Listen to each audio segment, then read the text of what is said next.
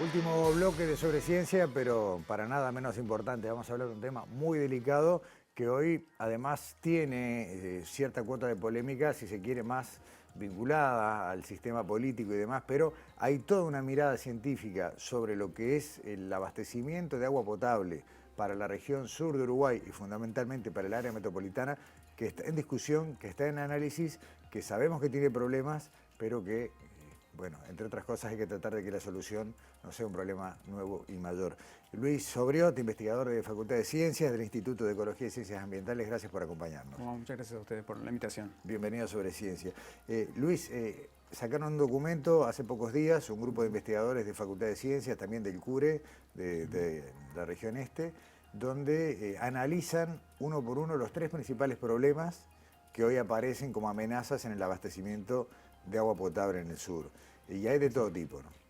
Así es, sí, son, digamos, tres ejes principales en los que nos basamos posterior a una discusión de grupo, ¿no? de varias reuniones, en los que consideramos como tres ejes principales para iniciar una discusión más abierta aún que la nuestra, ¿no? Que es un grupo más reducido de gente que trabaja en el tema, ¿no? Interdisciplinario, pero gente que trabajamos en el tema, pero para que esa discusión se amplifique y abarque otras dimensiones y otros especialistas, incluso de la sociedad civil.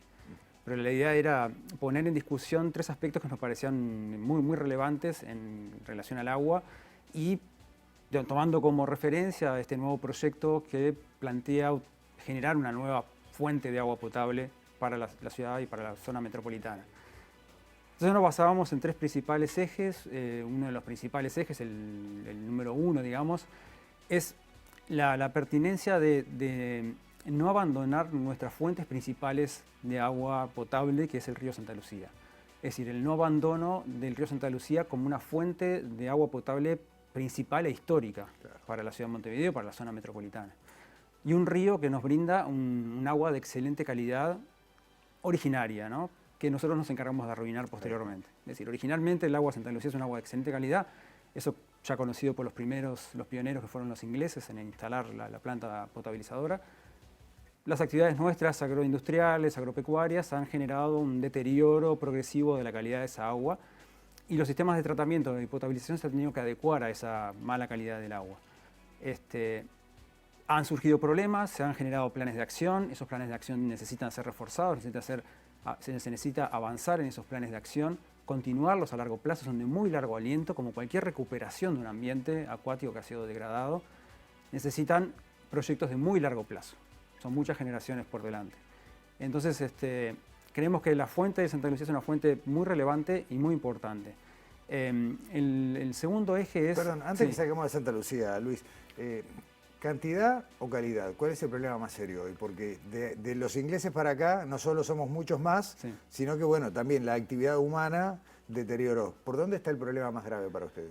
El problema es de la calidad y eso ha generado estos planes de acción para disminuir los aportes y los residuos que se generan en la cuenca, que luego tienen que ser removidos del agua, digamos.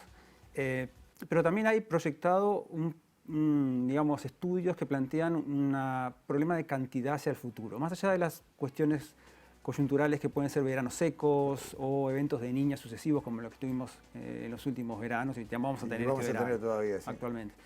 Entonces, frente a esas situaciones muy marcadas y muy determinantes de escasez de agua, se pueden generar momentos de disminución o de llegar a un límite de la capacidad de producción del agua. Y eso es un problema que hay que abordar, sin duda, conjuntamente a la cantidad del agua. Pero tenemos un problema adicional, que eso también lo mencionamos en el documento. Que es el de la red. Claro, la red y las grandes pérdidas que estamos teniendo en la red de distribución del agua potable. Se calcula que entre un 40 y un 50% del agua que producimos en la cuenca o que se potabiliza, se pierde en el camino antes de llegar a las casas. Entonces estamos produciendo... Es descomunal. Es descomunal, es una pérdida enorme. No hay, por lo que hemos averiguado, no hay ningún sistema en el mundo que sea 100% sin pinchaduras, digamos, sin pérdidas de agua. pero no podemos permitir un 50% de pérdidas del agua que se potabiliza con tanto esfuerzo y con tanto costo. Claro. Sí, y además, a ver, hay un perjuicio ambiental sin duda, porque estás extrayendo el agua de su lugar natural, Claro. Y desperdiciarla es como un crimen. Ya somos de por sí los habitantes de esta parte del mundo bastante descuidados en el uso del agua. Claro. Y si además, ¿qué llegará a nuestros hogares? El 30%, o sea, entre lo que usamos para limpiar la vereda y el auto. Claro, No, sí, más lo que se pierde. Sí, es decir, hay un tema con cuánto es el agua que tomamos finalmente, ¿no? Que bebemos finalmente. Y es un porcentaje muy, muy bajo y se hacen grandes esfuerzos por llegar a los estándares de potabilización. El principal uso del agua, y disculpe que lo diga así, pero es expulsar los residuos que se generan en los hogares, ¿no? A través de las cañerías y que terminen en un colector o una planta de tratamiento.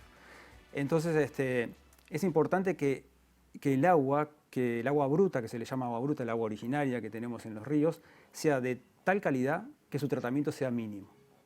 Que sea que nos apoyemos en la mínima tecnología y mínimo tratamiento costoso y complejo para potabilizar esa agua. Es decir, esa agua tiene que tener un tratamiento mínimo para eso. Entonces, se está planteando una nueva planta de potabilización que va a ser muy cara para el país. Estamos hablando de más de 250 millones de dólares, en un sitio que también tiene sus características y sus problemas muy, muy importantes y sus cuestionamientos, para suplir un 25% en la red que pierde el 50%. Entonces no nos debemos una discusión acerca de, es muy caro, y lo han planteado como muy caro, el reducir esas pérdidas de ese 50% a un 20%, que sería muy aceptable, ¿no? Pero creo que como sociedad no podemos permitirnos ir hacia el futuro, hacia 2050, con unos caños del siglo pasado o del anterior. Es que, a ver, ¿cuándo van a colapsar? En algún momento... Claro, si estamos al 50% de funcionamiento, digo, pronto... En algún momento la situación va a seguir empeorando. Y va a ser más caro. Y va a ser más caro hacerlo. Indudablemente. Los problemas, a ver, creo que no es exactamente el área de estudio, pero ¿están más en el transporte del agua hasta los centros urbanos o en las redes, en las calles, digamos, la red final de OCE?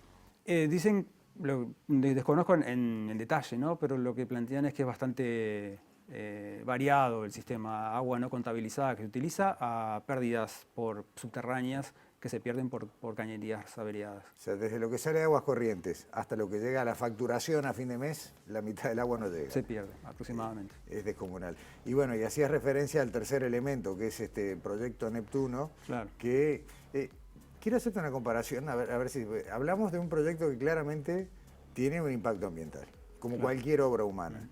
Otra alternativa que se manejaba, que parece haber quedado afuera ahora, era una represa en la zona de Casupá, para garantizar sobre todo el abastecimiento en las épocas de baja lluvia y demás. ¿En ese caso el impacto ambiental era distinto? No, era un impacto grande también hacer una represa, y como muchos en el grupo somos ecólogos acuáticos, limnólogos, nos desagrada mucho el hacer un embalse, es decir, lo consideramos una alteración del régimen hidrológico, pero siempre tenemos que sopesar pro y contras, ¿no? De la necesidad de acumular agua en ese sentido. Casupá es una opción, está en una cuenca que es, digamos, bastante sana a nivel ambiental, que podría dar lugar a condiciones de agua de buena calidad, pero nunca es garantía eso. Siempre puede haber floraciones de cianobacterias y problemas en ese lugar. También está sujeto a los problemas de escasez de precipitaciones, ¿no? La pérdida de agua o de acumulación de agua va a ser similar a toda la cuenca. Pero a su vez ese nuevo proyecto, el proyecto Neptuno, también sufre los mismos problemas o el mismo problema cuando tenemos años secos. Porque viene poca agua dulce y se saliniza. Se saliniza. Claro. Y esos eventos se han ido estudiando y se han ido analizando a través de varios informes, incluido un informe de Facultad de Ciencias, del Departamento de Ciencias de la Atmósfera, que plantean que se dan registros muy elevados de salinidad alta, que no es agua potabilizable por los sistemas estándares, ¿no? Y por lo tanto, frente a situaciones en las que vamos a tener condiciones de sequía o de bajas precipitaciones, todos los sistemas van a tener la misma debilidad, escasez de agua. Y a esa escasez de agua dulce o entrada de agua salina, a través de otros estudios que hemos realizado con el grupo de Marcel Ashkar y Bernardo Zabaleta y Sine Hackonson, hemos estudiado en las frecuencias de floraciones de cianobacterias en el río de la Plata intermedio. Y hemos encontrado que la zona de Arasatí, Boca de Cufré, es una de las zonas de mayores frecuencias de floraciones de cianobacterias en el Río de la Plata. Es decir, la tenemos registrada como la zona 4, ese trabajo está en vía de ser publicado, y es una zona que puede llegar anualmente a más de un 50% de eventos elevados de clorofila y por lo tanto indicadores de floraciones de cianobacterias. Por lo tanto, la zona de toma de esa nueva planta muy moderna, que va a ser proyectada hacia el futuro, va a estar tomando agua con periodos de salinidad. Para eso se desarrolló, se está desarrollando, o en el proyecto está planteado un polder, un embalse para acumular agua dulce. Pero también tenemos el efecto de las floraciones de cianobacterias, que también van a ser bombeadas y acumuladas en ese embalse. Todo indica, y los estudios de factibilidad que he presentado las empresas proponentes, plantean de que ese polder o ese embalse va a sufrir una magnificación del fenómeno, un aumento de la eutrofización, un aumento de las floraciones. Entonces es realmente preocupante la situación en la que va a estar planteada esa nueva planta potabilizadora frente a esos dos componentes, que es por un lado la salinidad y por otro lado las floraciones de cianobacterias. O sea, me da la impresión, escuchándote y habiendo leído el documento, Luis, que de ninguna manera va a ser igual o menos costoso potabilizar el agua que se pueda tomar en la zona de Arasati. Y eso hablando de los costos, de la conveniencia. No se va a poder garantizar que su calidad sea mejor o igual a la de Santa Lucía, según variables que no controlamos. Además, quienes están en temas ecológicos y ambientales también señalan que hay un impacto sobre el ecosistema, o los ecosistemas, mejor dicho, de esa zona. Costero, sí.